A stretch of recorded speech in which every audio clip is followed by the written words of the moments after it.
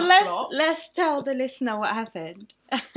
Okay, so very briefly, when I was working in marketing, I really wanted to be a private investigator, and I found a website that said I could do a course. I really researched it. I felt like I really researched it anyway. And like the Windows 10 upgrade. Yeah, that worked out okay then. So I felt like I'd really researched it and done my research. Research. But and the research bit. I spoke to lots of people about it. I contacted a few people from there, and they said, they told me everything I wanted to hear, legit, basically. Yeah. I then went on like a 6-month course online with these people. I completed every task they set me. One of the tasks was to sit outside a man's house until he left, follow him as much as I could and take pictures. I don't remember that. Yeah. So what man? A random man. Ali, you had to go back a second day, didn't you? Because you. Yeah, I was living in Chelmsford at the time. I sat outside this man's house for an hour and I did not see him. And this was like 8 in the morning because I wanted to catch him on his way to work. They gave me this address. They gave me the address, and and they wanted me to trail him.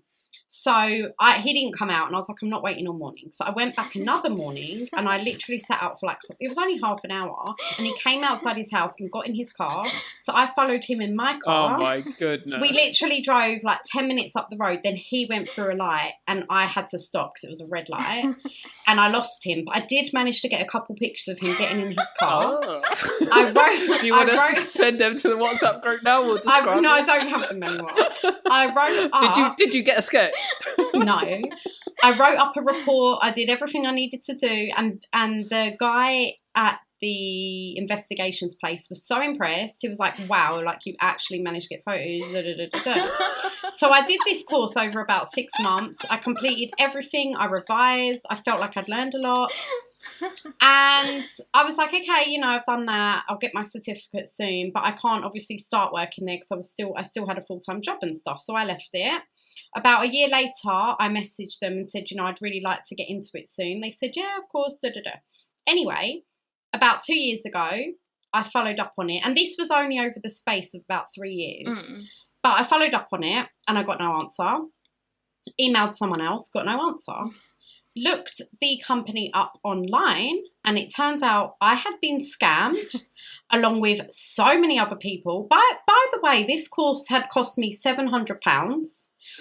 I had the money at the time, so I wasn't crying about it, but I was pretty annoyed. Yeah. So I was like, I invested a lot of time, and I actually thought this might be something legit, a really good job for me.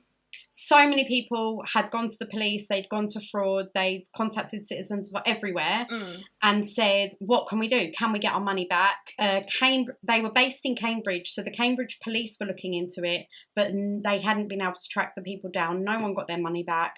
And a lot of people had said, we want to be investigators, and we haven't been very good at investigating this, have we? So the joke's on us. We should all give up. So, you know what's sad? Some people actually sold their cars. Yeah, that's awful. Like one woman sold her car to afford to pay them to do this course. And then they said, "Can you follow this guy in your car?" she's running behind him taking pictures. But it's terrible. Like they knew as well. Yeah. I had my first child. I had Edward during the studying. Yeah. And I said to them, during the just after I'd studied, before I started working there, whatever. I had my child and I said, look, I'm not going to start working yet until he's a bit older. And they knew all this and they just have no conscience. They just take your money and that was it. I was scammed big time. And the thing that I found so crazy though, because when you first mentioned it and said there was this course online, I was a bit like, can you trust it? But when you started doing the course and they were actually sending you stuff to do, there was course material, it was like, oh, well, it's obviously legitimate. Like the fact that they didn't just take your money and disappear, they actually went to the trouble of creating this whole course. And there was a whole course. Do you think that they just gave you a random address? It's just crazy. there was a whole online platform. There was a whole course. You uploaded your work. You got an official grade. It was so legit. And the reason they didn't do anything, they kept it going for a good couple of years before they disappeared, was so they could get as much money as possible. People all thinking it's legit, then they vanished. Well, of course, because I suppose 2016, then people would have put reviews saying, "Oh, yeah, this is legit," rather than because if there was no course, then they would have only been able to do it for a certain amount of people. But yeah, they went to effort for that, man. That was deep. So just so people know, be careful. I mean, I thought I was careful and I wasn't. Luckily, I only lost some money. It wasn't a lot of money. And to be honest, it was still fun for me studying it, and I still feel like I learned some stuff. I still have all the course material. But yeah, just all right. Let's move on with Bex's story, because this is going to be a really long episode.